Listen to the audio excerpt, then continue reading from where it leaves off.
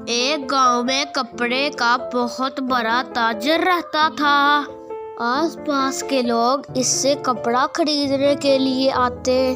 कभी कभी ताजर खुद भी दूसरे गांव में कपड़ा बेचने जाता। एक बार ताजर कपड़े बेचने गया। वहां से लौटते वक्त वो एक दरख्त के नीचे आराम करने के लिए लेट गया। थोड़ी देर में उसे नींद आ गई।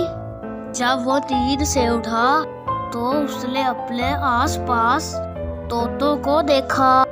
ताजर तोतों को देखकर बहुत खुश हुआ। इसे तोते बहुत पसंद आए। उसने सोचा क्यों ना एक तोता वह अपने साथ ले जाऊं। ये सोचकर उसने एक तोते को पकड़ लिया और अपने घर ले आया। उसने तोते के लिए सोने का पिंजरा बनवाया और खाने के लिए सोने की कटोरी बनवाई। तोता सोने के पिंजरे में रहने लगा।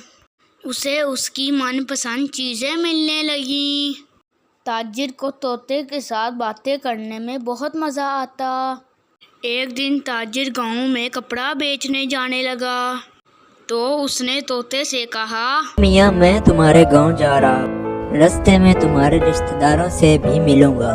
अगर तुमने कोई पैगाम भिजवाना हो तो बताओ। सेठ जी, उनसे कहना कि तोता भूखा प्यासा नहीं है और सोने के पिंजरे में रह रहा है। ताजर गांव चला गया और लौटते वक्त उसी दरख्त के नीचे आराम करने लेट गया। तब ही तोतों का एक झुंड ताजर पर टूट पड़ा। एक तोता बोला, तोता पकड़ के ले गए थे, अब वो किस हाल में है? अरे सब्र करो, मेरी बात सुनो। तोता भूखा नहीं है और ना ही प्यासा है।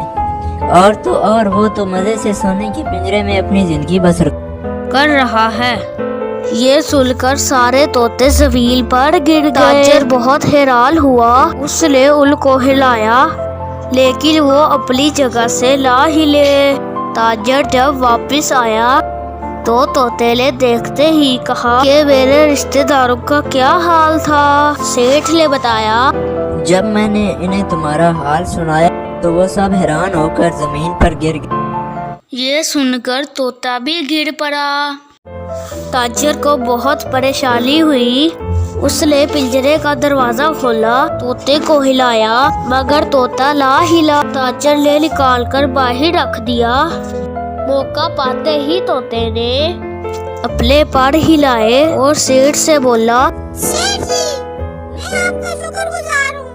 मुझे मेरे माँ बाप का पैगाम मिल गया है और मैं उनसे मिलने जा रहा हूँ। आपका पिंजरा भले ही सोने का था मगर मेरे लिए वो जेल ही थी। तोता उड़ते हुए अपने दोस्तों और रिश्तेदारों के पास पहुंच गया। फिर से सब हंसी खुशी रहने लगे। इस प्यारी सी स्टोरी के साथ अल्लाह हाफिज। वीडियो को लाइक, चैनल को सब्सक्राइब जरूर कीजिए।